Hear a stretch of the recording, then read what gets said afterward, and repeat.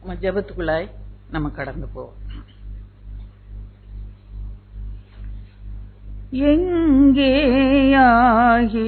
சுவாமி, எங்கேயாகினும்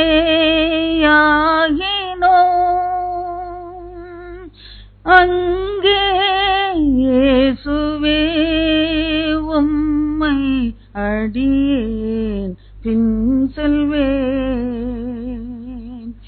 அங்கே இயேசுவே உம்மை அடியேன் பின் செல்வேன். பங்கம் பாடுகள் உள்ள பள்ளத்தாக்கிலேயும் பயமில்லாமல் நான் உந்தன் பாதமே பின் செல்வேன். எங்கேயாயினும் சுவாமி, எங்கேயாயினும் அங்கே இயேசுவே உம்மை அடியேன் பின் செல்வேன். அங்கே இயேசுவே உம்மை அடியேன் பின் செல்வேன். அடியேன் பின் செல்வேன். பேசும்படியார் கேட்கிறோம். இயேசு கிறிஸ்துவின் பரிசுத்த நாமத்திலே பிதாவே, ஆமென். உட்கார்ந்து கொள்வோம். இப்படியாக நம்ம பரலோகத்துல போய் நிற்கும் போது அநேக காரியங்கள் நம்மை குறித்து சொல்லப்படும். அங்கே அதுல ஒரு காரியம் எப்பொழுதும் என்னோட அதிகமாய் இடைப்படும். அது வெளிப்படுத்தல் 14:4 நடுப்பகுதி. ஆட்டுக்குட்டியானவர் என்று ஆரம்பி அதை மட்டும் வாசிங்க. ஆட்டுக்குட்டியானவர் எங்கே போனாலும் அவரை பின்பற்றுகிறவர்கள் இவர்களே. நம்ம குறித்து அங்க சொல்லப்படுமா? நம்ம போய் நிக்கும் போது வெளிப்படுத்தல இனிமே வாசிக்கும் போது, இந்த முறை வாசிக்கும் போது குறித்து கொள்ளுங்க என்னெல்லாம் நம்ம அங்க போய் நிக்கும் போது சொல்லப்படுவோம் என்று சொல்லி. அதெல்லாம் இந்த குவாலிபிகேஷன் நம்மகிட்ட இருக்கான்னு பாத்துக்கணும். அங்க போய் நிக்க துரத்தி அடிக்காம கம்ப வச்சு அடித்து வெளியே போன்னு வரட்டாம நம்ம குறித்து சில சாட்சிகள் அங்க சொல்லப்படணும். அப்ப அதுக்கு நம்ம ஆயத்தப்படுத்தணும். அப்படி பண்ணணும் இல்லையா? அப்படி செய்யணும் இல்லையா? ஆட்டுக்குட்டியானவருடைய ரத்தத்திலே இவங்க அங்கேயே தோத்து வெளுத்தவர்கள்னு சொல்லி சொல்லப்பட்டிருக்கு. அப்படி பண்ணிருக்கிறோமா? அதெல்லாம் நம்ம செக்லிஸ்ட்ல வைத்துக் கொள்வோம் இல்லையா? இங்கே சொல்லப்படுகிறது.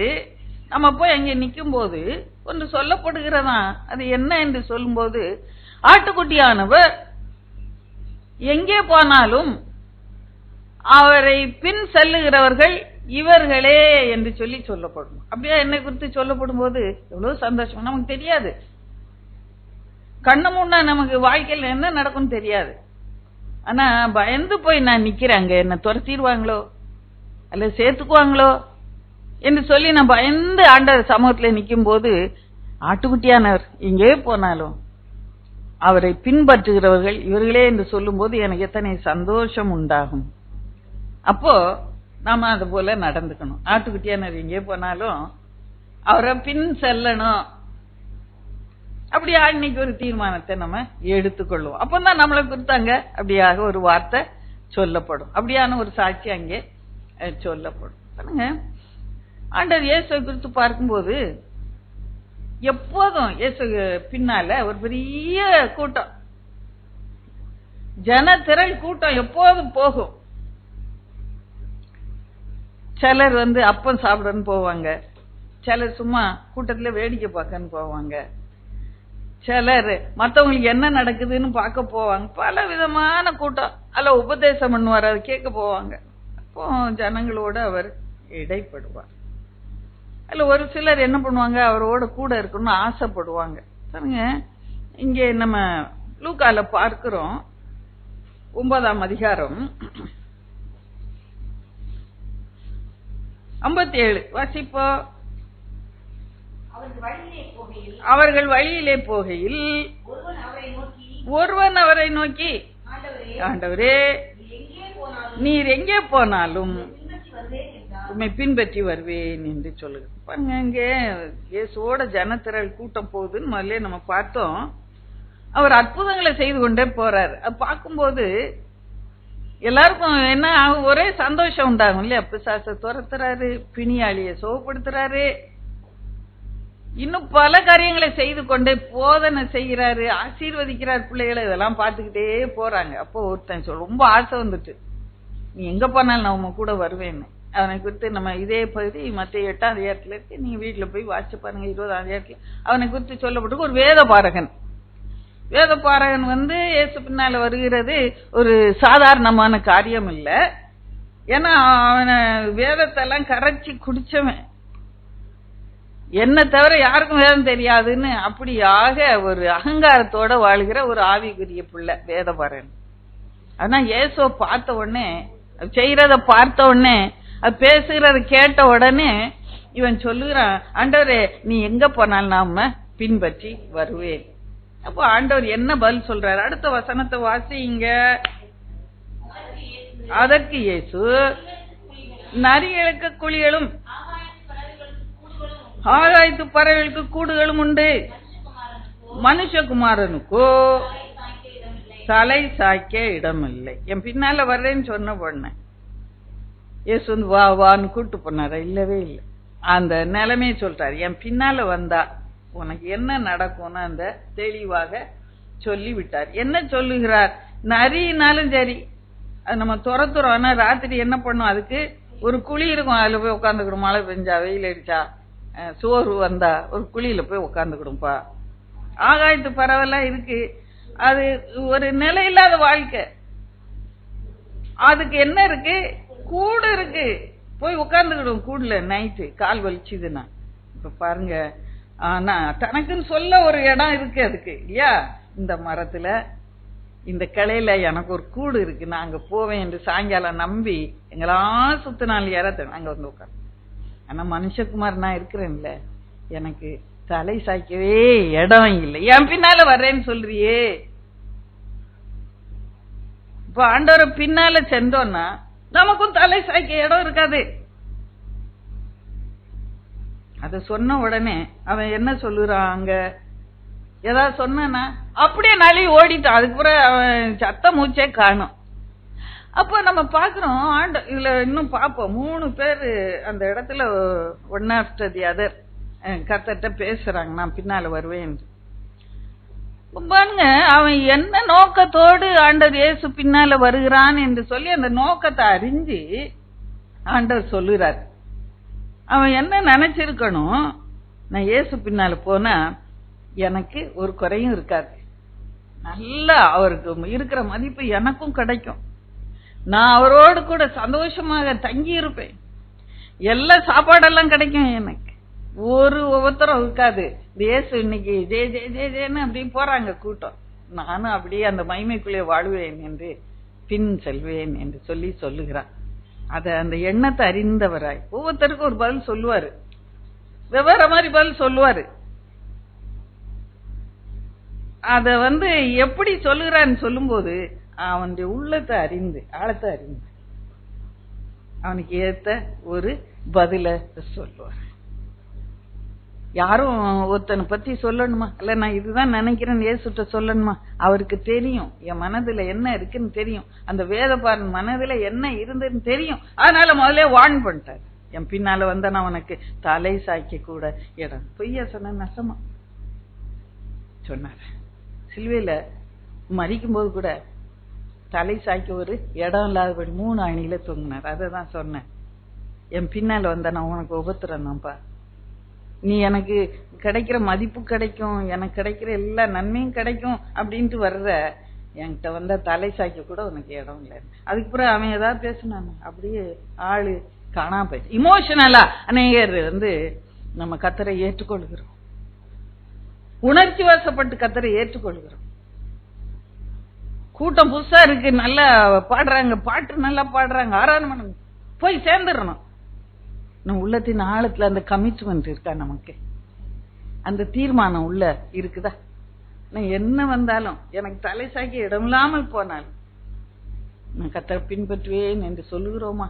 கர்த்தர் இன்றைக்கு அதை விரும்புகிறார். பாருங்க, கொஞ்சம் நான் சொல்லுகிற சத்தியங்கள் அவரை பின்பற்றி வரணும்னு சொல்லும் போது வேலை கொஞ்சம் கடினமான உபதேசமா இருக்கலாம், ஆனா அது உங்களை நேர் வழிபடுத்தும் என்று சொல்லி நிச்சயமாக நான் கர்த்தருக்குள்ளே விசுவாசிக்கிறேன். நம்முடைய எண்ணங்கள் ஒரு நாளும் திசை மாறி போகாது, இதுதான் வச்சிருக்கிறார் என்று சொல்லி நம்ம உறுதியா நம்ம பற்றிக்கிறோம். பாருங்க, அதுக்கு அடுத்த வசனத்தை வாசிங்க ப்ளீஸ்.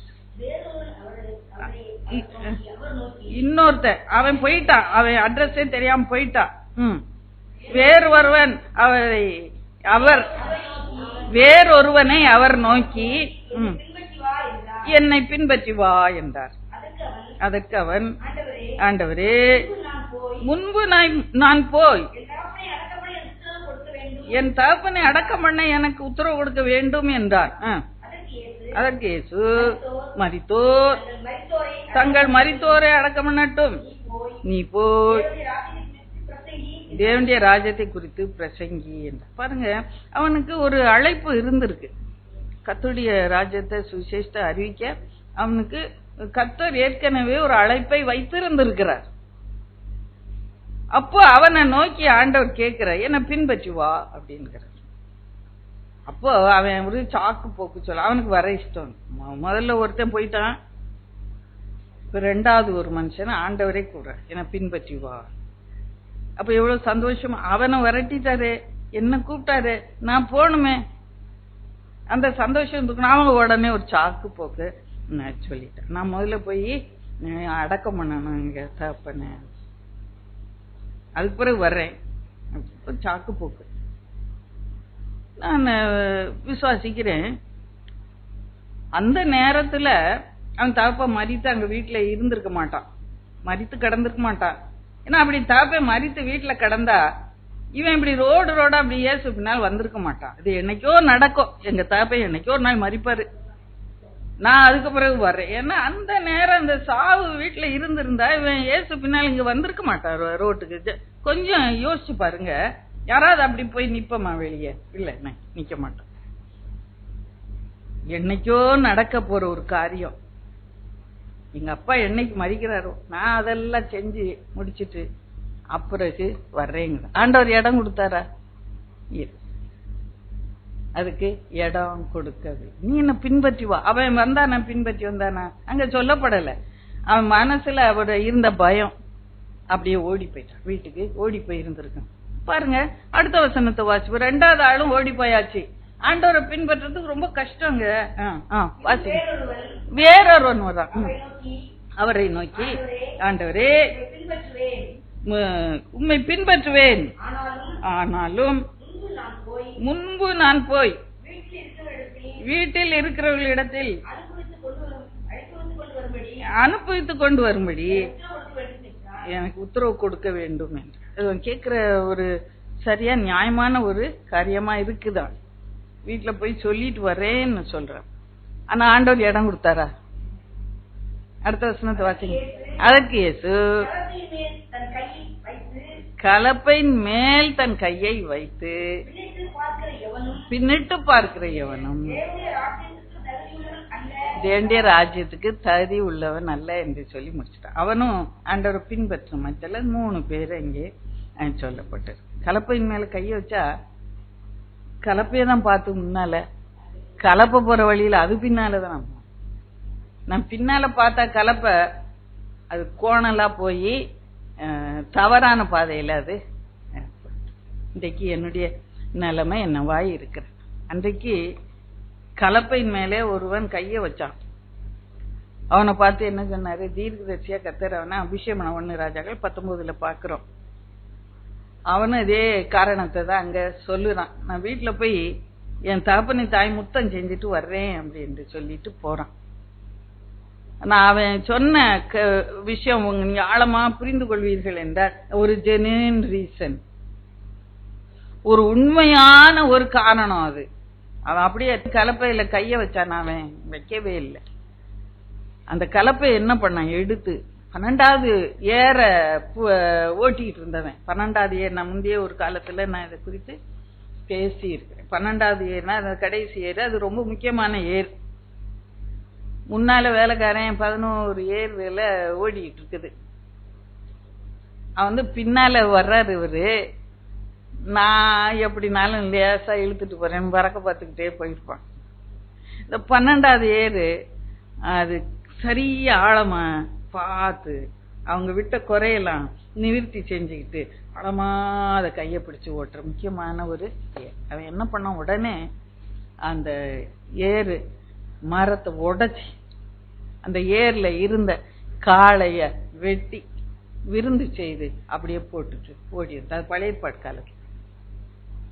புதிய ஏற்பாடு காலத்துல கர்த்தர் அதுக்கு கூட உத்தரவு கொடுக்கவில்லை.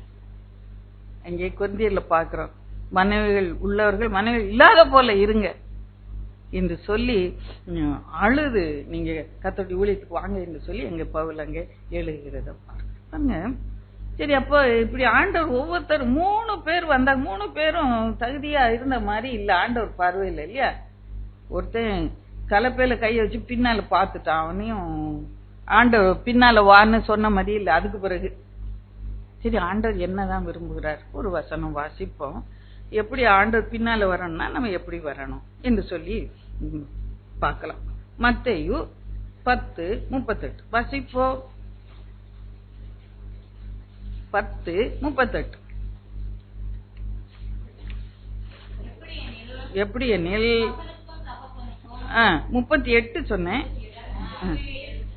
தன் சிலுவையை எடுத்துக்கொண்டு என்னை பின்பற்றாதவன் எனக்கு பாத்திரன் அல்ல. தன் சிலுவையை எடுத்துக்கொண்டு என்னை பின்பற்றாதவன் எனக்கு பாத்திரன் அல்ல. இந்த பாத்திரன்ற வேர்டை மட்டும் இந்த இடத்துல நான் விளக்க விரும்புறேன். சிலுவை என்று சொல்லி அடுத்த குறிப்புல நம்ம பாத்திரன். அப்ப ஆண்டவரை பின்பற்ற எனக்கு ஒரு தகுதி வேண்டும். ஆண்டவரை பின்பற்ற நான் பாத்திரவானா இருக்க வேண்டும். ஆண்டவரை பின்பற்ற எல்லாரும் பின்பற்றலாம், ஆனா அவருக்கு பாத்திரமாய் இருக்கும்போது நம்மாலே அவருக்கு பிரயோஜனமான உபயோகமான காரியங்களை செய்ய முடியும். இல்லது கும்பல்ல நானும் சேர்ந்து போவேன். ஒரு நாள்ல என்ன பண்ணேன், கடினமான உபதேசம், இது நெருக்கமான பாதை என்று சொல்லி நான் அந்த வழியை விட்டு விலகிறேன். அதனால நான் பாத்திரவானா இருக்கணும். I should be worthy to follow Christ Jesus. என்கிட்ட அந்த worthiness, அந்த பாத்திரம் காணப்படுதா? அங்க சொல்லப்படுது அதே வசனத்தை நீங்க பாத்தீங்கன்னா, தன் சிலுவையை எடுத்துக்கொண்டு என்னை பின்பற்றாதவன் எனக்கு பாத்திரன். அப்ப யார் பாத்திரன்? சிலுவையை எடுத்துக்கொண்டு அவரை பின்பற்ற.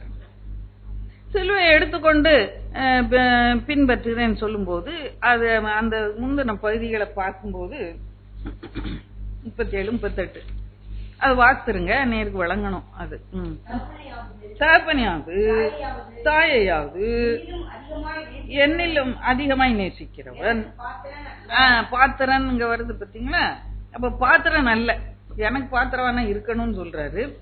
எனக்கு பாத்திரன் அல்ல என்று சொல்லி யார சொல்லுகிறார்? தகப்பனையா தாயாவது என்னிலும் இயேசுவை விட அதிகமா நேசிக்கிறவன் யாரு? பாத்திரன். அப்போ ஆண்டவர் பின்னால வர்றதுக்கு நமக்கு என்ன தகுதி? முதல்ல தகப்பனை தாயையும் விட நம்ம இயேசு அதிகமாக நேசிக்கணும். இயேசுவை விட அதிகமாக என் தகப்பனின் தாயையும் நேசித்தா நான் பாத்திரன் அபாத்திரனாய் போய்விடுகிறேன். வாசிங்க. தகப்பன் தாய் மாத்திரம் அல்ல, மகனையும் அதிகமா நேசிக்க கூடாது, மகளையும் அதிகமா நேசிக்க கூடாது. இயேசுவை விட மகளை நேசி, மகளை நேசி, மகளை நேசி, மகனை நேசி. நேசிக்க வேண்டான்னு சொல்லல, இயேசுவை விட கூடுதலாக எதையும் யாரையும் நேசிக்காதே, எதையும் நீ நேசிக்காத. புரியுதா உங்களுக்கு? அப்ப வாசிங்க. என்னில அதிகமாய் நேசிக்கிறவ எனக்கு பாத்திரம் நல்ல என்று சொல்லிட்டு சிலுவையை எடுத்துக்கொண்டு என்னை பின்பற்றாதன்னு எனக்கு பாத்திரம். அது ஒரு பெரிய சிலுவைங்க, அது ஒரு பெரிய சோதனைங்க, அது ஒரு பெரிய உபத்திரவங்க. ஆனா அந்த வழியில பழக்கமாய் வரும்போது அது மிகுந்த ஆசீர்வாதத்தை கொடுக்கும். நீ நினைக்கிறத விட கூடுதலான ஆசீர்வாதத்தை உன் வாழ்க்கையிலே கொண்டு வரும். மற்ற எல்லா காரியங்களையும் நமக்கு பின்னாலே வைத்து விடும்போது, இயேசு மட்டும் முன்னால வச்சு வரும்போது அநேக ஆசீர்வாதங்கள் வரும். அது ஆண்டவரை பின்பற்றும் போதுதான் தெரியும். உன் மகளை அதிகமாக நேசிக்க முடியும் இயேசு முன்னால வச்சனா. உன் மகனை நீ அப்ப நேசத்தை விட இப்ப அதிகமா ஆவிக்குரிய விதத்துல நேசிக்க முடியும். எப்போ இயேசு முன்னால வச்சு மகனை பின்னால வைக்கும் போது. மகனை மாளி நேசிக்கிறோம்னு சொல்லும் போது அது ஒரு உலக பிரமாண அன்பு. உலகப்புறமான ஒரு சில காரியங்களுக்காக அவங்கள நம்ம ப்ரொடெக்ட் பண்றோம், நேசிக்கிறோம். இது இயேசு முன்னால வச்சு மற்ற எல்லாரையும் வீட்டுல உள்ள எல்லா மகா, தாய், தப்ப, மருமகா, எல்லாத்தையும் பின்னால வச்சு நம்ம இயேசு முன்னால முதல் நேசம் அவருக்கு கொடுக்கும் போது கர்த்தர் இந்த அன்புகளை எல்லாம் கூட்டி கொடுப்பார். கணவனுக்கும் உனக்கும் நடுவாய் வந்து நின்று அவர் நடுவில் நிப்பாரு. உன் கணவன் உன்னால நேசிக்க முடியும், தப்பு செஞ்சா கூட நேசிக்க முடியும். அவன்கிட்ட அநேக குறைகள் இருந்தாலும் கூட அவனை நேசிக்க முடியும். உன் மகிட்ட அநேக குறைகள் இருந்தா கூட உன் மகளுக்கும் உனக்கும் நடுவாய் வந்து நின்று கர்த்தர் நேசிக்க வைப்பார். நடுவுல வந்து நிப்பார். உன் மருமகள்கிட்ட எவ்வளவு குறை இருக்கும், அது உனக்கும் மருமகளுக்கும் நடுவுல வந்து நின்று உன் மருமகளை அதிகமா நேசிக்க வைப்பாரு. இயேசு முன்னால இருக்கும்போது, முன்னால வைக்கும்போது நம்முடைய அன்புதான் வேணும் என்று சொல்லும் போது மற்ற எல்லாருடைய அன்பையும் நம்முடைய வாழ்க்கையை கர்த்தர் கூட்டி கொடுப்பார். ஹல்லேலூயா! கரங்களை தட்டி கர்த்தரை மகிமைப்படுத்து. ஹல்லேலூயா!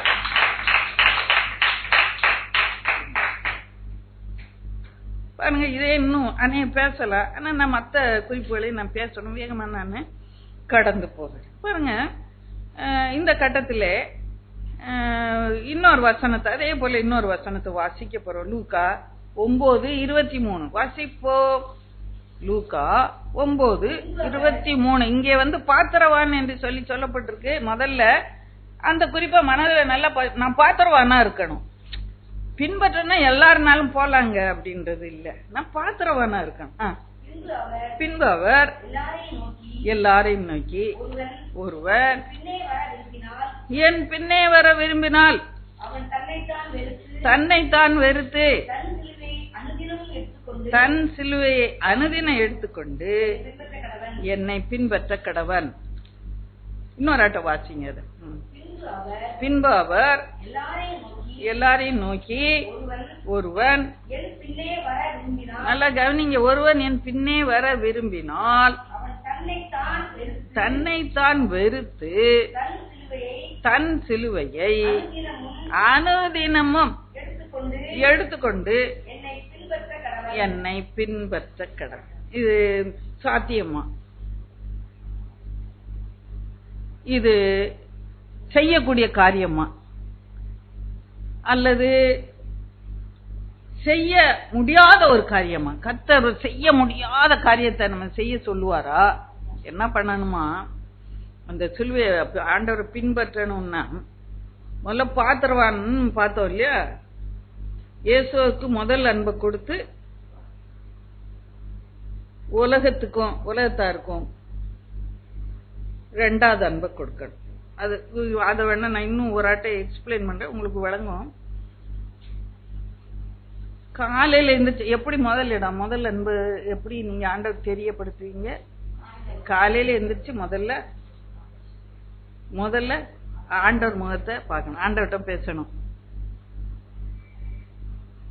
மகிட்ட போய் பேசுவீங்களா?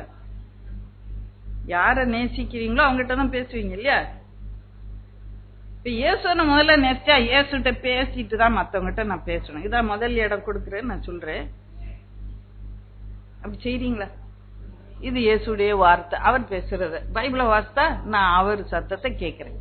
மத்தவங்க சத்தத்தை கேட்க முன்னால சரி நீங்க சொல்லுவீங்கன்னா ஆசீர்வாதம் டிவி தான் போடுறேன்னு, அது ஒரு ஊழியக்காரன் சத்தத்தை கேட்க முன்னால நீங்களா ஆண்டவருடைய வார்த்தையை வாசித்து ஆண்டவர் சத்தத்தை கேட்டு அதன் பின்பு மத்த உலகப்புறம்னா வேலைக்குள்ளே நீங்க கடந்து எப்படி முதல் இடம் கொடுக்குறேன்னு சொல்றேன், லேசா சொல்லி கொடுக்குறேன்.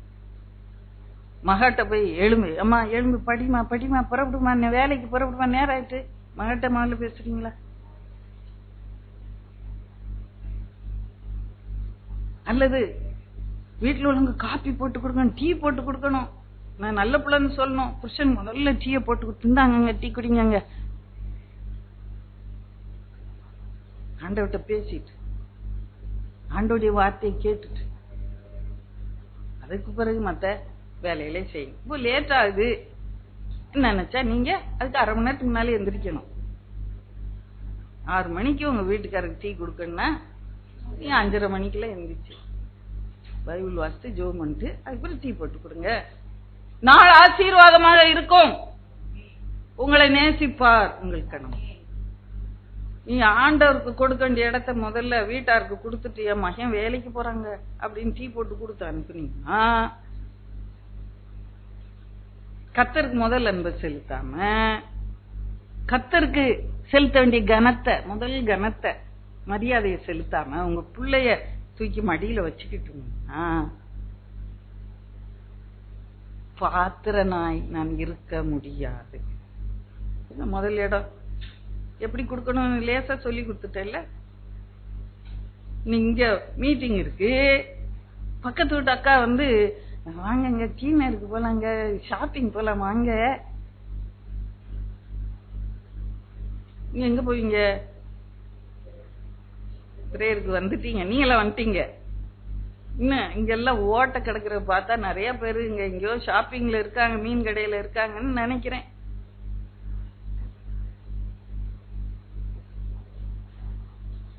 இன்றைக்கு அநேகர் இன்னுமாய் குடமுடப்பட வேண்டியது அவசியமாக இருக்கு. இல்ல வேலை செஞ்சுக்கிட்டே இருப்பாங்க, சிலர் செஞ்சுக்கிட்டே இருப்பாங்க வீட்டு வேலைய. எல்லாருக்குன்னா வீட்டு வேலை இருக்கு. வீட்டு வேலை எல்லாமே யாருக்கு தாங்க இருக்கு? அத அந்தந்த நேரத்துக்குள்ள முடிச்சு அந்தந்த நேரத்துக்கு ஜெபத்துல வந்து உட்காரணும். அது முக்கியமான ஒரு காரணம். எல்லா வேலையும் எப்பவும் செய்யலாம். துணி அழுக்கு துணி வாளியில இருக்கு, ஓடி போயிருமா? நீங்க என்ன வீட்டுக்கு போய் துவைக்கலாமே, ஒண்ணும் வாளி என்ன காலை வச்சு நடந்து எங்கேயா போயிருமா? நீங்க போய் எல்லாம் செய்யலாமே.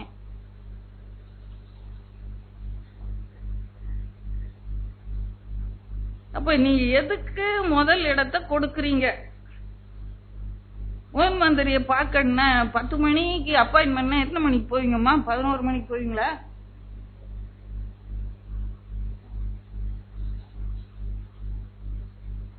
₹1,00,000 கொடுக்க போறாங்க இன்னைக்கு, கிராண்ட் எல்லாருக்கும் உதவித்தொகை.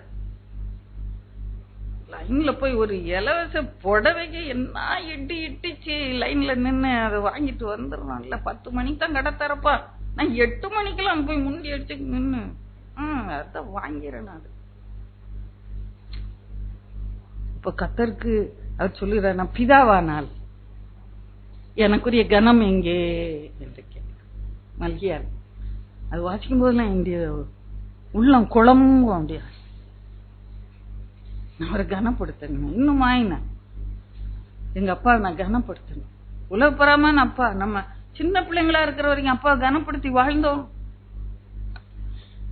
இன்னைக்கு எனக்கு அப்பா ஏசப்பா தான், அவரை நான் கனப்படுத்தணுமே, அவரை பிரியப்படுத்தணும். பாருங்க இங்கே சொல்லப்பட்டிருக்கு இந்த வசனத்துல 9:23 லூக்கால, ஒருவன் என் பின்னே வர விரும்பினால் தன்னைத்தான் வெறுத்து, தன்னைத்தான் அந்த ஒவ்வொரு குறிப்பா நான் சொல்லுவேன், தன்னைத்தான் வெறுத்து. முதல்ல அந்த குவாலிபிகேஷன் பாத்திரன் என்று எப்படி வெறுக்க முடியுங்க? என்ன எப்படி நான் வெறுக்க முடியும்? ரொம்ப ஒரு கஷ்டமான ஒரு தீம் இன்னைக்கு. ஆனாலும் கூட இந்த வசனத்தை கொடுத்திருக்கிறாரு. கருத்து ஒரு கஷ்டமான கருத்து. முடியாத காரியத்தை செய்ய சொல்லிருப்பாரா? நீங்க என்ன நினைக்கிறீங்க? இயேசு தன்னைத்தானே வெறுக்க முடியாது அப்படின்னா அதை உங்களை தன்னைத்தான் வெறுத்துதான் வரணும்னு சொல்லல. உங்களால முடியும். உங்களை பரலோக பாதையில நடத்தணும்னா அப்படித்தான் நடத்தணும். என்ன தீட்டும் அருவருப்பும் ஆனது அவருடைய ராஜ்யத்துக்குள்ள போகாது. பொய்ய சொல்றது உள்ள போகாது. நாய் உள்ள நாயின்னு என்ன? செஞ்ச பாவத்தையே திரும்ப திரும்ப செய்யறது. கக்குனதை தின்னும் பாருங்க நாய். அதனாலதான் அங்க சொல்லப்பட்டு வெளிப்படுத்தல. ஜாக்கிரதையாக வாழ. நாவ அடக்கலனாலே உன் தேவ பக்தி வீண். நான் தேவ பக்தியா இருக்கிறேன்னு நான் சொல்லிட்டு இருக்கலாம். நம்ம வேதம் சொல்லுது யாக்கோபு இஷ்டப்படி பேசிக்கிட்டு நான் தேவ பக்தியா இருக்கிறேன்னு நம்ம வாழ்ந்தோன்னா நம்மளே வஞ்சித்துக்கிட்டு இருக்க பாருங்க. இங்க சொல்லப்பட்டு இருக்கிறது தன்னை தான் வெறுத்து. பாருங்க, ஒரு ஐஸ்வர்யமான வாலிபன். அவனை குறித்து நம்ம மார்க்கு 10ஆம் அதிகாரத்துல 21-22 வாசிங்க. மார்க்கு இயேசு அந்த ஐஸ்வர்யமுடைய வாலிபனை பார்த்து அவனிடத்தில் அன்பு கூர்ந்து, உன்னிடத்தில் ஒரு குறைவு உண்டு, நீ போய் உண்டான எல்லாம் விற்று தரித்திரருக்கு கொடு, அப்பொழுது பரலோகத்திலே உனக்கு பொக்கிஷம் உண்டாயிரும். எல்லாரும் பார்த்து அப்படி 24 வசருங்க. சீஷர்கள் இயேசுவின் வார்த்தைகளை குறித்து ஆச்சரியப்பட்டார்கள். பின்னும் அவர்களை நோக்கி, பிள்ளைகளே,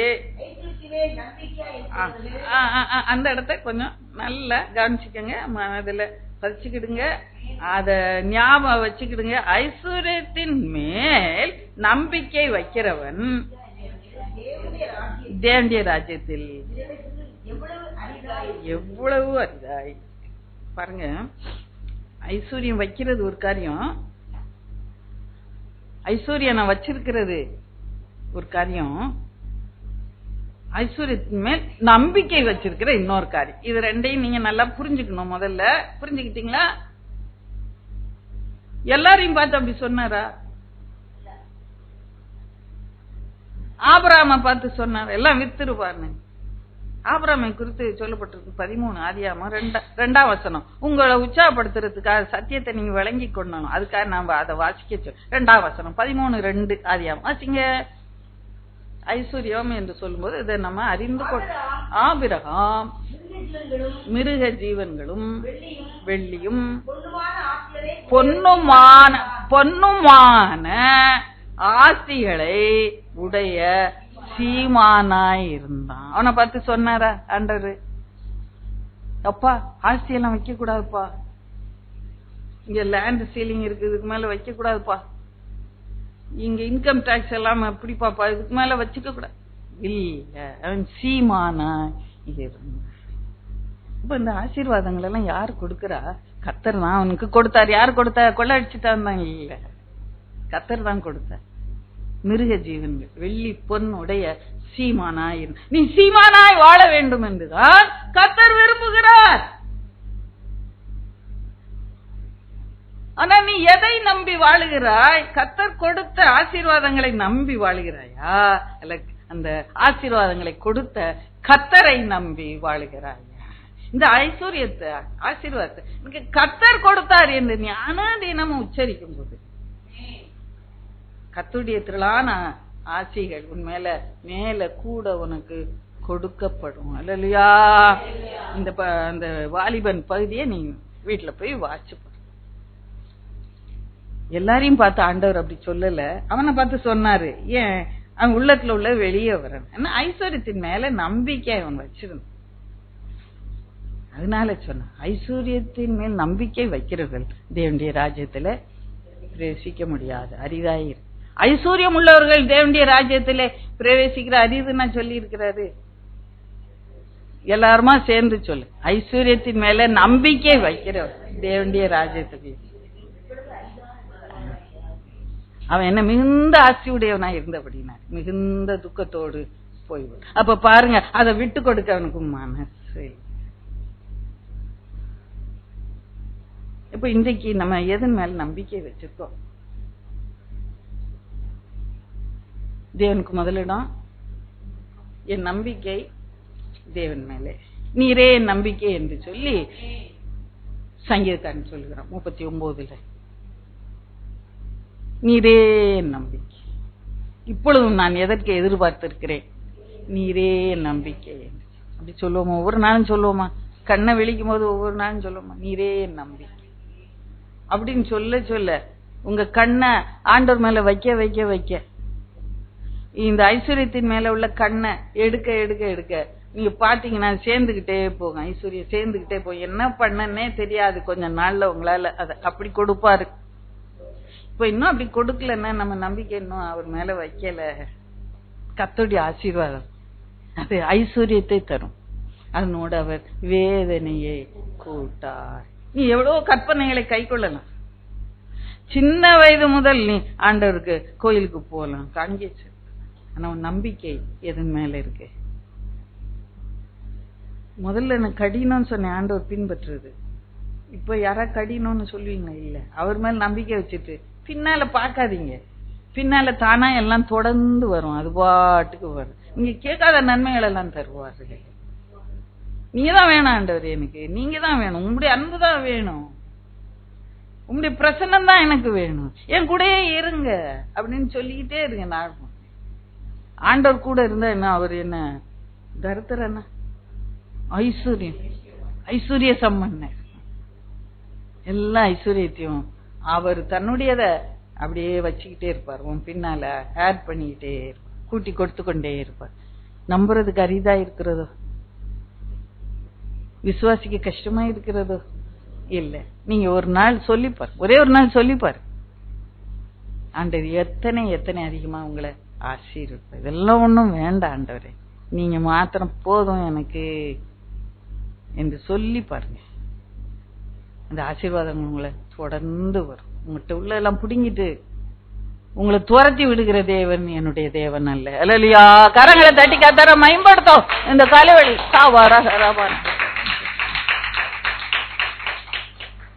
இப்போ நெகட்டிவா ஒண்ணு சொன்னேன். ஒரு ஆளு இயேசுவை ஏற்றுக்கொள்ளாம போயிட்டான். பின்பற்றணும்னு ஆசை இருந்துச்சு, ஆனா நம்பிக்கை எங்க இருந்துச்சு? உலகத்தின் மேல. அதே போல பணம் இங்க வருது. நம்ம சில நேரம் படிப்பு, புகழ், இல்ல பிள்ளைகள் யார் மேலேயா வச்சிருந்தோம், அல்ல கணவன், ஆஸ்தி, இது மேலேயா வச்சிருந்தோம். இன்றைக்கு கர்த்தர் நம்முடைய வாழ்க்கைய கிரியை செய்து மாற்றி போடுவார். அவனுக்கு பணம் மேல, நம்ம வேற இல்லையா நம்பிக்கை வச்சிருக்கோம், அழகு மேல அல்லது என் கை திறன் மேல. என் புள்ள வந்துட்டான், படிச்சு வந்துட்டான், சம்பாதிச்சு என்ன காப்பாத்திடும்.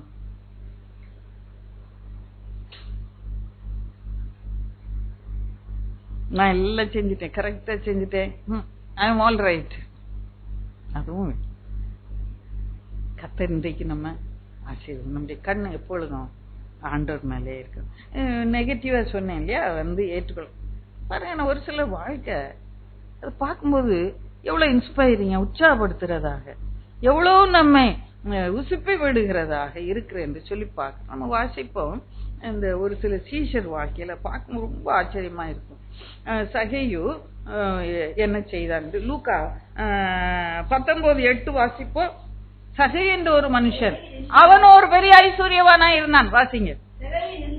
சகையு நின்று கர்த்தரை நோக்கி, ஆண்டவரே, என் ஆஸ்திகளில் பாதியை ஏழைகளுக்கு கொடுக்கிறேன். ஒரு இடத்துல எதையாவது நான் அநியாயமா வாங்கினது உண்டானால் நாலத்தனையாக திரும்ப செலுத்துகிறேன். பாருங்க, இவனும் ஒரு பயங்கர ஐஸ்வர்யமான ஒரு மனுஷன். ஒத்துக்கிட்டீங்களா? அத வரிப்பணம் வசூலிக்கிறவன், பயங்கரமான ஐஸ்வர்யம் அவனுக்கு. கத்தரை ஏற்றுக்கொண்ட மாத்திரத்தில், கத்தர் அவனை சந்தித்த மாத்திரத்தில், கத்தர் ஏதாவது சொன்னாரா? அவனுக்குள்ள தானாக ஒரு மாறுதல் வந்தது, உண்டானது. எனக்குள்ள அப்படியான ஒரு மாறுதல் இன்னைக்கு உண்டாக வேண்டும் என்று கத்தர் விரும்புகிறார். இது மேலேயான ஆசை வச்சிருந்தேன், அதையெல்லாம் விட்டு விட கத்தர் இன்றைக்கு என்னை உற்சாகப்படுத்துவாராக, என்னை பாத்திரவான் ஆக்குவாராக. அவனா சொல்றான், அவன் இயேசுவை பார்த்த மாத்திரத்தில், இயேசுவை சந்தித்த மாத்திரத்தில் அவனுக்குள்ளே ஒரு பெரிய மாறுதல் உண்டாகிறது. அது என்ன? இந்த ஐஸ்வர்யம் இதெல்லாம் அழிஞ்சு போகுது. என் இயேசு ஒருவர் தான் ரட்சகர் என்று சொல்லி, இயேசு ஒருவர் தான் நிரந்தரன் வாழ்க்கையில என்று சொல்லி அவனால உணர்ந்து கொள்ள முடியும். ஒரு பெரிய மாறுதல். இது என்னத்துக்கு? ஐஸ்வர்யம். நான் ஏழைக்கு கொடுத்துறேன், நான் பாதிய ஏழைக்கு கொடுத்துறேன். இந்த மாறுதல் தானா வந்தது. அந்த வாலிபனுக்கும் இந்த செயலுக்கும் ஒரு வித்தியாசம் உங்களால் காண முடியுதா? அப்ப இது செய்யக்கூடிய காரியம். உங்களால் செய்ய முடியாதத ஆண்டவங்கிட்ட செய்ய சொல்ல மாட்டாருன்னு சொல்லிட்டே இருக்கிறேன் நான். இப்ப சகேவுக்கு முடிஞ்சது, அவன் வாழ்க்கையில் கத்தர் ஒரு மாறுதலை உண்டாக்குன. என் வாழ்க்கையிலும் கத்தர் நிச்சயமாக உண்டாக்குவார். பாருங்க, நாளத்தனையா நான் அநியாயமா வாங்கினது உண்டானால் எல்லார்ட்டையும் அவன் அப்படி வாங்கல், எல்லார்ட்டையும் அவன் அநியாயமா வாங்கல். அதனால்தான் சொல்ல, நான் அநியாயமா எதையாவது வாங்கினது உண்டானா இஃப் என்று சொல்ல, நான் திரும்ப நான் நாளத்தனையாய் நான் கொடு. ஏதாவது ஒரு நேரம், ஏதோ ஒரு 2 நேரம், ஒரு 3 நேரம், ஒரு 4 நேரம் அவன் ஏதோ அடிச்சு பேசி வாங்கி இருக்கலாம். நான் சொல்லுகிறான், நான் நினைப்பு வச்சு அதை நான் 4 மடங்கு திரும்ப கொடுத்துறேன். நீங்க மட்டும் என் வீட்டுக்குள்ள வந்தா போதும். இன்றைக்கு அப்படி ஏற்றுக்கொள்வோம். கத்தர் நம்முடைய வாழ்க்கையை மாற்ற சித்தம் உள்ளவராய் இருக்க இன்னொரு தருணத்தை கொடுக்கிறார். ஒரு வாலிபன் சொன்ன, ஒரு அம்மா அப்பா சொன்ன, யூ லாஸ்ட் யுவர் ஆப்பர்ச்சுனிட்டி, உனக்கு கிடைச்ச தருணத்தை நீ நழுவ விட்டு. வேதம் அப்படி சொல்வதே இல்லை. எப்பெல்லாம் நம்ம தள்ளப்பட்டவர்களை கிடக்கிறோமோ ஆண்டவரை தேடி போகும்போது அவர் நம்மை சேர்த்து கொள்கிறவராக இருக்கிறார். நீ எந்த நிலைமையில இருந்து நீ இயேசுவை நோக்கி பார்த்தால் உன்னை இப்பொழுது சேர்த்து கொள்கிறவராக கத்தர் இருக்கிறார். ஹல்லேலூயா, ஹல்லேலூயா. கத்தர் பெரிய காரியங்களை செய்ய முடிஞ்ச காரியம், சகையுவால செய்ய முடிஞ்ச காரியம் உன்னாலே இன்றைக்கு செய்ய முடியும். உண்மையாக இயேசு உன் உள்ளத்தை தொட்டார்னா உன்னால கூட அப்படி ஐஸ்வர்யத்தின் மேல நம்பிக்கைய வச்சிருந்தீங்கன்னா அதை எடுத்து போட்டுருங்க, அதை எடுத்து போட்டுருங்க. நான் இவ்வளவு இருந்தா நான் இப்படி இருப்பேன், நான் அப்படி இருந்தா இப்படி இருப்பேன். இல்ல பிரியமானது, நான் இயேசுன் பிள்ளையா மாத்திரம் இருந்தா போதும், நான் இயேசுன் பின்னால பின் சென்றா மாத்திரம் போதும். இந்த உலகத்தை அதுதான் எனக்கு பாத்திரம் என்று சொல்லி சகையை பார்த்தோம். இன்னொரு வசனம் வாசிக்கலாம். மத்தேயு 5:27 வாசிங்க. 5:27 5:27 ஒரு நிமிஷம் இருங்க, இன்னொன்னு வாசிங்க. மார்க்கு 1:17 வாசிங்க. இல்ல, லூக்கா 5:27. நான் தெரியாம தப்பா சொல்லிட்டு, லூக்கா 5:27 வாசிங்க. மத்தேயு 5:27 லூக்கா. ஆயத்தொழில் உட்கார்ந்து இருந்த லேவி என்னும் பேருடைய ஆயக்காரனை கண்டு எனக்கு பின் சென்று வா என்றார். பாருங்க என்ன ஒரு ஆச்சரியம். எல்லாவற்றையும் விட்டு எழுந்து அவருக்கு பின் சென்றான். அவன் எல்லாவற்றையும் விட்டு எழுந்து அவருக்கு பின் சென்றான். கரங்களை தட்டி கத்தர பயன்படுத்துவோமா?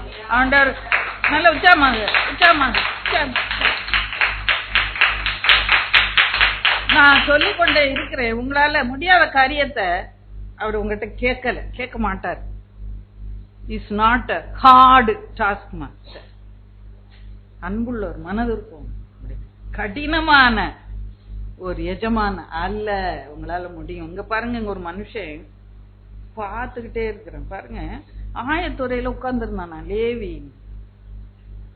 இது நடக்கிறது பார்த்தா எப்போ இயேசு வந்து என்ன கூப்பிடலாம் உதறிட்டு ஓடலான்னு உட்கார்ந்து இருந்த மாதிரி இருக்கு அவனை பார்த்தா எனக்கு. நீங்க அப்படி நினைக்கிறீங்களா? என்ன காசு காசு, எப்ப இயேசு வருவாரு, பின்னால வான்னு கூப்பிடுவாரு, எல்லாம் உதறிட்டு ஓடிடுவேனே அப்படின்னு சொன்ன மாதிரி இயேசு வந்து எனக்கு பின் சென்று வா. ஏதாவது சொன்னாரா? ஒரே ஒரு வார்த்தை, எனக்கு பின் சென்று வா. நீ எல்லாத்தையும் உதறிட்டு ஓடணும் இல்லைங்க. ஒரே ஒரு கையெழுத்து போட்டுருங்க அந்த அசிஸ்டன்ட், நான் போறேன்ப்பா நீ பாத்துக்க எல்லாத்தையும், பணம் அங்க இதுல இவ்வளவு இருக்கு இதுல ஏதாவது சொன்னான் அவன், இன்னும் அவன் குடுக்கல இவன் கொடுத்தான், அதை நான் எழுதிரு சார் ஒரு கையெழுத்து போட்டுருங்க, வேகமா கையெழுத்து போட்டு வந்தாங்க. அப்படியே உதறிட்டு கரங்களை தட்டி கத்தர மேம்படுத்தும். ஹல்லேலூயா ஹல்லேலூயா ஹல்லேலூயா. நீ எல்லாவற்றையும் அப்படியே உதறிட்டு உன் நம்பிக்கை முழுமையா இயேசு மேல நிக்குது. அததான் ஆண்டவர்.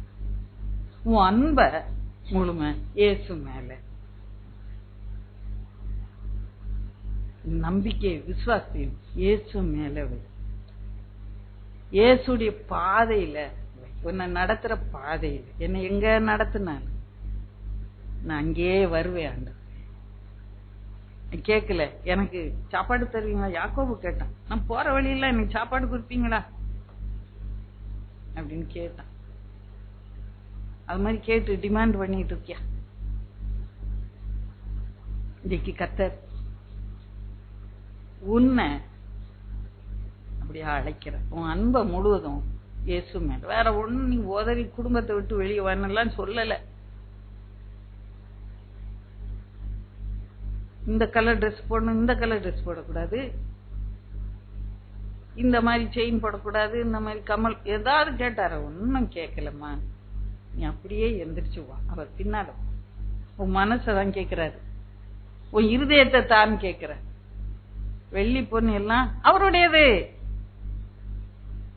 உன் பையில இருந்தாலும் அவருடையதுதான், பேங்க்ல இருந்தாலும் அவருடையதுதான். நீ ஒன்றும் கிளைம் பண்ணல. இதுல 100 ரூபா வச்சிருக்கீங்க, அது அவருடையதுதான் அப்படின்னு நினைச்சிட்டீங்கன்னா வேதனையே வராது. பையில இருந்தாலும் அவருதான், அது பூமிக்குள்ள இருந்தாலும் இன்னும் எடுக்காத பொண்ணு வெளியில எல்லாம் அவருதான் வச்சிருக்காரு. லேவிய போல அப்படியே எந்திரிச்சு நடக்க இன்றைக்கு கர்த்தர் நமக்கு பலன் தருவாராக. ஆமென். அது செய்ய முடியும். அவ்வளோ பெரிய அந்த பொசிஷன்ல இருந்தவன் அப்படியே உதறிட்டு வர்றேன், அவ்வளோ ஒரு பெரிய மட்ட ஓட்டக்கால்னா 4 இருக்கும், அதை வச்சுக்கிட்டு நம்ம என்ன ஆட்டம் ஆடுறோம். கர்த்தர் பெரிய காரியங்களை நம்முடைய வாழ்க்கையில செய்வார், அதை பின்பற்றி வர பலன் தருவாராங்க. அல்லேலூயா. பாருங்க, இன்னொரு காரியம் பார்க்கலாம். இந்த இன்னொரு பகுதி வாசிக்கலாம். மார்க் 1ஆம் அதிகாரம் 17ஆம் வசனம் வாசிப்போம். என் பின்னே வாருங்கள், உங்களை அது யாருன்னு அங்க போட்டிருக்கா முன்னால வசனத்துல பாருங்க. வாசிங்க, சத்தமா வாசிங்க. இயேசு கலிலேயா கடல் ஓரமாய் நடந்து போகையில் மீன் பிடிக்கிறவர்களா இருந்த சீமோனும் சகோதரன் அந்திரேயாவும் அலை போட்டு இருக்கும் போது இயேசு அவர்களை கண்டார். சொல்லுங்க. இயேசு அவர்களை நோக்கி என் பின்னே வாருங்கள் என்றார். என்ன செய்தாங்க? உடனே அவர்கள் வலைகளை விட்டு அவருக்கு பின் சென்றார். பாருங்க, இங்க அப்படி விட்டுட்டு அப்படியே எந்திரிச்சு வர்றத பாக்குறோம். ஒரு அதிசயமா இல்லையா? நமக்கு ஆச்சரியமா இல்லையா? முடியுமா? எல்லாத்தையும் விட்டுட்டு பின்னால வர முடியுமா? இயேசு பின்னால வர முடியுமா? இன்னும் அப்படியே இருக்கிறீங்க, முடியுமா? முடியாதா? யாரோ முடியாது முடியாது யாரும் ஒரு சத்தம் வந்துச்சு அந்த பக்கம் வந்து.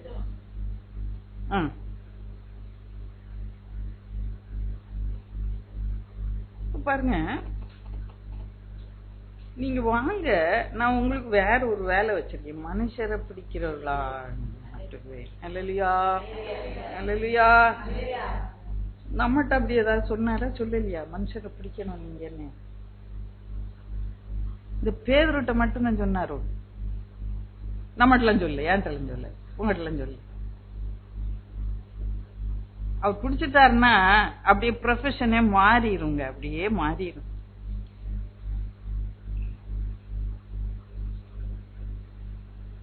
நம்ம தொழிலே மாறிடும்.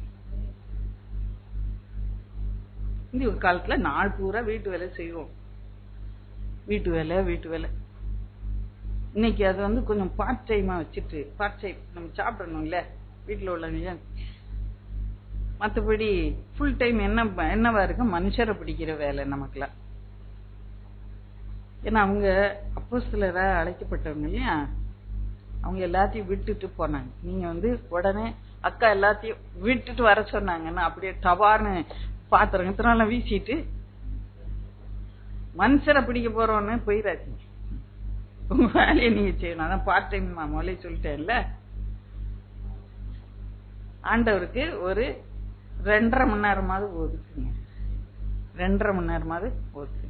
அட்லீஸ்ட் 2.5 மணி நேரம் இல்லைன்னா 1 மணி நேரமாவது ஒதுக்கு. இந்த 1 மணி நேரம் நீங்க கர்த்தருக்கு வேலை செஞ்சா போதும், உலகமே தலைகீழா மாறிடும். நம்ம அந்த 1 மணி நேரம் கூட கர்த்தருக்கு வேலை செய்யல, ஊழியம் செய்யல. அதனாலதான் உலகம் அப்படியே இருக்கு. பிணுக்கு பிடிச்சு போய், நாட்டம் பிடிச்சு போய், துரு பிடிச்சு போய், அசிங்கம் பிடிச்சு போய் கிடக்கு இந்த உலகம். ஏன்னா இன்னும் நான் 1 மணி நேரம் கொடுக்க எனக்கு மனசு. நீங்க 1 மணி நேரம் நான் கொடுக்க, 1 மணி நேரம் நீங்க இதெல்லாம் விட்டுட்டு ஆண்டவர் பாத்துல உட்கார்ந்து. முதல்ல எல்லாத்தையும் விட்டுட்டு வாங்கன்னு சொன்னேன். பேதர் என்ன பண்ணா, படகை விட்டாராம். இன்னும் நீங்க மத்த இதுல எல்லாம் பார்க்கும்போது இன்னும் எலாபரேட்டா அந்த படகு, தகப்பன் கூலியாளு, வேலை, தகப்பன் வீடு எல்லாத்தையும் விட்டுட்டு வந்தாங்க. நீங்க எல்லாத்தையும் விட வேண்டாம்.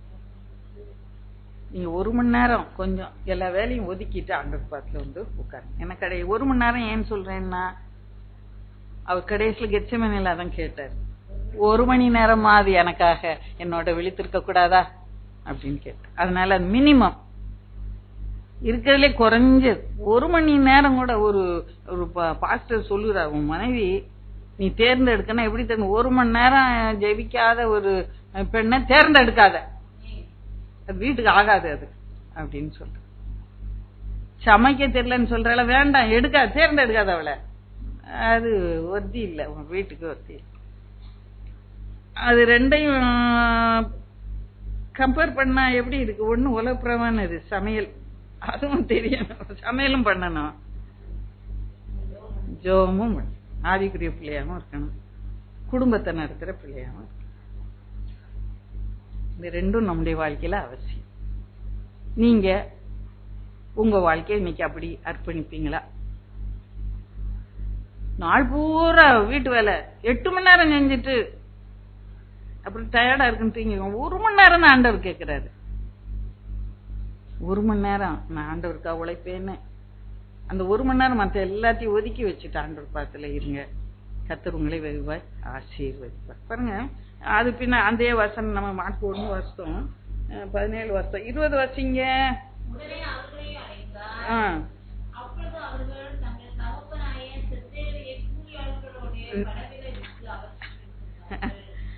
அந்த 19ஆம் வசனம், அங்க யாரு 2 பேர் கிடைச்சாங்க, சீமோன் அந்திரேயர் கிடைச்சாங்க. அப்படியே போயிட்டு இருக்காரு.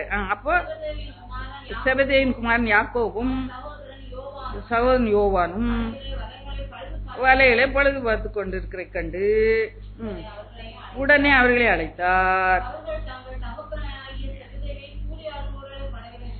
செபதே தகப்பனும் அங்க இருக்கிறார். அந்த வசனத்தை நீங்க சரியா கிராமரை வாசித்து பாத்தீங்கன்னா தெரியும்.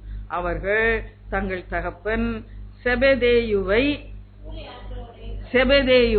அப்படின்னா செபதேயும் அங்க இருக்கிறான், அப்பாவும் இருக்கிறார். அப்பா இருக்கிறாரு, கூலி ஆளுங்க இருக்கிறாங்க. கூலி ஆட்களோடு படவிலே விட்டு அவருக்கு பின் சென்றார். கரங்களை தட்டி கத்தர மயம்படுத்தோம். அலலியா அலலியா. நம்ம முதல்ல என்ன நினைப்போம், அவங்க அப்பா தான் இது திட்டி இருப்பாருன்னு. இல்ல, அவங்க அப்பா ஒண்ணுமே சொல்லல. நம்ம எதிர்ப்பு வரும்னு நினைக்கிறான்னா, கர்த்தர் நம்ம குடும்பத்துல நம்ம ஊழியத்தை செய்யும் போது எந்த போராட்டம் இல்லாதபடி காத்து கொள்ளுவார். இல்லையா? இந்த போராட்டம் ஒருவேளை வந்தாலும் கர்த்தர் உங்களுக்காக நின்று யுத்தம் பண்ணி வெற்றியை தரும். ஒரு மணி நேரம் நீங்க வீட்டுல சொன்ன யாராவது உங்களை திட்ட போறாங்களா? உங்க வேலையெல்லாம் செஞ்சு வச்சுட்டு வேலையை செஞ்சு வைக்காம எப்ப பைபிளை தூக்கிட்டுன்னா திட்டுவாங்களா? நானே திட்டுவேன். அப்ப எல்லா வேலையும் குடும்பத்துக்கு வேண்டியது எல்லாம் செஞ்சு வச்சுட்டு நீங்க ஜோம் பண்ண யாரும் உங்களை ஒன்னும் குறையே சொல்ல முடியாது, குறைய வராது. நீங்க முதல்ல காலையில, நான் எப்போதும் சொல்லுவேன், காலையில எந்திரிச்ச உடனே முதல்ல பைபிள் வாசித்து ஜோம் பண்ணி நீ வேலையை ஆரம்பிச்சீங்கன்னா 5 மணி நேரம் செய்யற வேலை 2 மணி நேரத்துல முடிஞ்சிரும். உங்க கையோட ஒரு கை இணைஞ்சு வேகமா அப்படியே அதெல்லாம் நடக்கும். வேலை தெரியும், அனுபவிச்சாதான் தெரியும். கர்த்தர் என்னோட இருந்து செய்வார், மனசுல இருந்து பேசிட்டே இருப்பார். இந்த விஷயம் கூட பேசுவார். இங்க நீங்க திரும்பி ஏதோ பண்ணிட்டு இருப்பீங்க, இருப்பாரு அந்த காய் கரிஞ்சிடும், இறக்குன்பாரு. உடனே நீ இறக்கிடுவீங்க, அது கரிஞ்சு போகாது. அப்படித்தான் இன்னைக்கு வரைக்கும் நாங்கள சமையல் செஞ்சு என்னாலும் செய்யறதோட இன்னைக்கு நல்ல ருசியா இருக்கு அப்படின்பாங்க எல்லாரும். நீங்க முதல்ல போய் வேலையை ஆரம்பிச்சீங்கன்னா நீங்க எவ்வளவு கஷ்டப்பட்டு நல்லா செஞ்சிச்சு, இது என்ன உப்பும் இல்ல சாம்பார் ஆயுது மாதிரி என்னமோ கரைச்சி வச்ச மாதிரி என்னத்தையோ அப்படின்னு, புளி இல்ல உப்பு இல்ல, இட்லியா கல்லு மாதிரி இருக்குன்னு தூக்கி அடிப்பாரு. கல்லு மாதிரி இருக்க இட்லி கூட நீங்க ஜோம் பண்ணி எடுத்து வச்சீங்கன்னா நல்ல வாயை திறக்க மாட்டான், அப்படியே சாப்பிட்டு வேகமா ஓடி போய் தேவண்டிய ராஜ்யத்தை நீதியின் தேடுங்களை புதுவைகள் எல்லாம் உங்களுக்கு கூட கொடுக்கும். அவரை பின்பற்றும் போது இந்த சகல நன்மைகளும் உங்களுக்கு சம்பூர்ணமாய் கொடுப்ப. பாருங்க, உங்க அப்பா பேசாம இருந்தா அப்போ அந்த ஐஸ்வர்யமான வாலிபன் அந்த ஒரு பையன்தான் அப்படி வீணா போயிட்டான். இங்க எத்தனை பேரு எல்லாத்தையும் விட்டுட்டு அறுப்பீங்க. ஆனா முடியும், உங்களால முடியும். அவங்க வாழ்க்கையில ஏதாவது குறை இருந்துச்சா? மீன் பிடிக்கிறவங்க ரொம்ப மீன் இஷ்டம் தெரியும். கடைசி நாள்ல அந்த யோவான் 21 பாக்குறோம். அப்ப என்ன பண்றாரு? ஒண்ணுமே இல்ல, இயேசுவும் இல்ல, ஒண்ணும் மீனும் கிடைக்கல. அங்க கொல்ல வர்றாங்க யூதரு, சிலுவையை இயேசு அடிச்சுட்டாங்க. அப்படி இருக்க வேலையில ஆண்டவர் என்னமோ அப்பத்தையும் வச்சுக்கிட்டு என்ன வச்சிருந்தாராம், வேற மீன் வறுத்து வச்சிருந்தாராம். இவங்களுக்கு மீன் இஷ்டம், மீன்காரன்கள்ல, அதனால மீனையும் வறுத்து வச்சுக்கிட்டு வாங்க சாப்பிடுங்க அப்படின்னு. எவ்வளவு நல்லது. என்னைக்கா குறைஞ்சிருந்துச்சா அவங்க வாழ்க்கையில? உன் வாழ்க்கையில ஏதாவது குறையுமா? ஆண்டவரை பின் தொடர்ந்து வந்து எனக்கு இவ்வளவு குறைன்னு சொல்ல முடியுமா? ஆண்டவரை பின் தொடராம இருந்தனா உனக்கு வந்து உபத்திரத்துல நீ அழிஞ்சி ஒளிஞ்சி எரிஞ்சி சாம்பலா போயிருப்ப. நீ ஆண்டவர் ஜீவனை தப்பு வைத்து காட்டு. இயேசுக்குள்ள வந்ததுனால அவ்வளவு பாடுன்னு சொல்லாத, அதனாலதான் இன்னைக்கு ஜீவனோட நீ இருக்கிற. கரங்களை தட்டி கத்தர மயமுட்டும். அல்லேலூயா.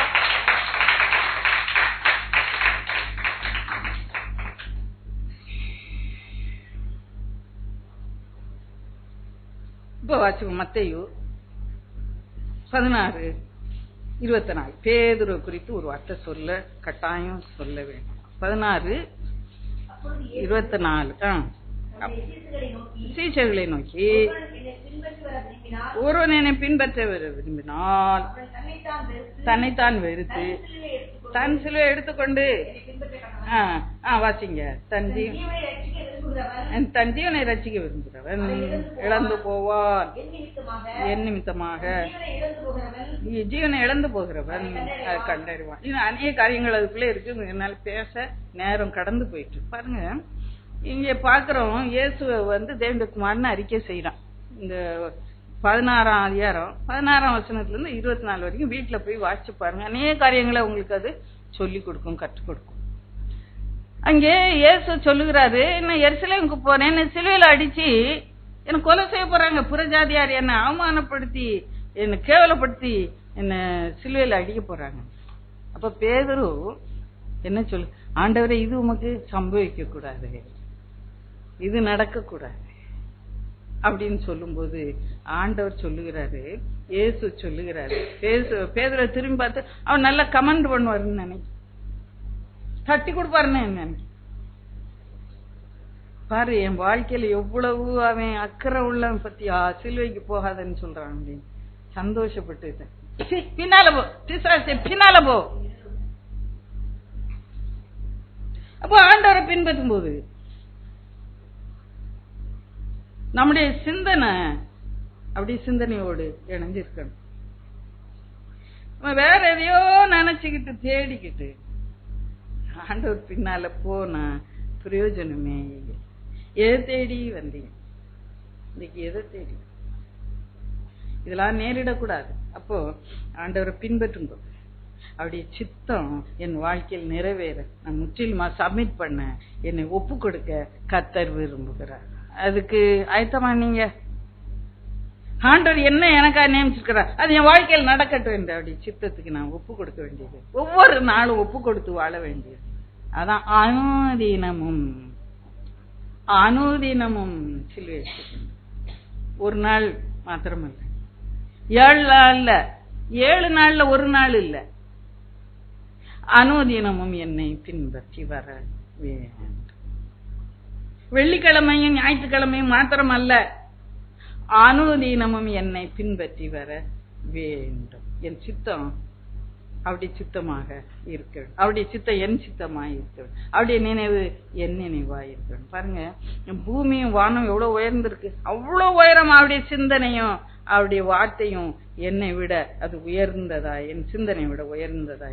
அப்படி சொல்லுற 55:8 நீ வீட்டுல போய் வாசிச்சுக்கலாம். அப்போ கர்த்தருக்கு விரோதமான காரியங்கள் என் வாழ்க்கையிலிருந்து அகற்றப்படும். அவர் நடத்துற பாதையில் அவர் எங்கே நடந்தாலும் நான் பின்னால் நடக்க ஆயத்தமாக நான் இருக்கேன். தன் சிலுவை ஒவ்வொருத்தருக்கு ஒன்று வச்சிருப்பாரு. அதை நம்ம அனுதினமும் எடுத்துப்போம். கமிட் பண்ணது என்னைக்கோ ஒரு நாள் நான் கமிட் பண்ணேன். 1975 ஆண்டு நான் கர்த்தருக்கு என்ன ஒப்பு கொடுத்தேன், உண்மைதான். ஆனா ஒவ்வொரு நாளும் நான் என் வாழ்க்கையை அவருக்கு அர்ப்பணிச்சு நான் நடக்க வேண்டிய, அவர் பின்னால் நடக்க வேண்டியது அவசியமாய். ஒவ்வொரு நாளும் அர்ப்பணிக்கலன்னா அவரை பின் செல்லவே முடியாது. நான் அப்படியே குறுகின பாதையில இடுக்கமான பாதையில போகும்போது அப்படியே என்ன பண்ணிடுறேன், அகலமான பாதையில போய் ஜம்ப் பண்ணி அங்க விழுந்தேன். அனுதினம் ஒவ்வொரு நாளும் என் கண்ணை அவர் மேல வச்சு அவர் தந்த சிலுவை எடுத்துக்கொண்டு அப்படி சித்தத்திலே தியாகம். சிலுவைன்னும் போது என்னத்தை குறிக்குது? தியாகத்தை குறிக்குது. என்ன வெறுத்து அவரை உயர்த்தி அவருக்காக வாழ்கிற வாழ்க்கை, அதான் அந்த தியாகம். அந்த சிலுவையை அனுதினமும் ஜீவனை ரட்சிக்க. ஐயோ இப்படி பண்ணா நல்லா இருக்கும், இன்னைக்கு இப்படி நல்லா ஜாலியா பேசி பிக்னிக் எல்லாம் போயிட்டு வந்தா நல்லா இருக்கும், ஜீவனை நான் விரும்புறேன். என்ன பண்ணுவேன், ஒரு நாள் அதை இழந்து ஜீவனை வெறுக்கிறேன். இன்னைக்கு வாங்க பிக்னிக் வாங்கன்னு கூப்பிடுவாங்க, அவங்க கூடயே நான் போய் பிக்னிக் பண்ணிட்டு வந்தேன்.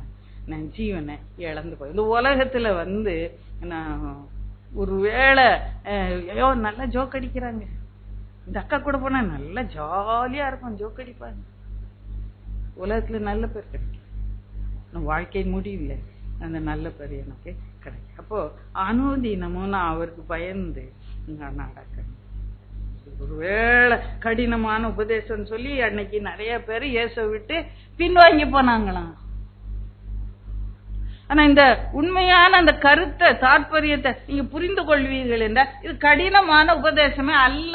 என்ன கேட்டா நான் அப்படிதான் சொல்லு, இதுதான் எளிதான ஒரு பாதையாக எனக்கு தோன்றுகிறது. நான் அப்படித்தான் விசுவாசி. இயேசு பின்னால போறதுதான் ஒரு அருமையான ஒரு பாதை. கர்த்தர் எனக்கு என்று நியமித்து வைத்திருக்கிற. பாருங்க, இந்த ஒரே ஒரு வசனம் அதை மட்டும் வாசித்து நான் ஜெபத்துக்குள்ளாய் கடந்து போல. எபேசியர் 2:10 வாசிப்போம். நான் ஏனெனில் நற்கிரியைகளை செய்கிறதற்கு நாம் கிறிஸ்து இயேசுக்குள் சிருஷ்டிக்கப்பட்டு தேவனுடைய செய்கையாய் இருக்கிறோம். அவைகளில் நாம் நடக்கும்படி முன்னதாக அவர் அவைகளை ஆயத்தம் பண்ணி இருக்கிறார். அப்படியா ஜெபத்துக்குள்ளாய் கடந்து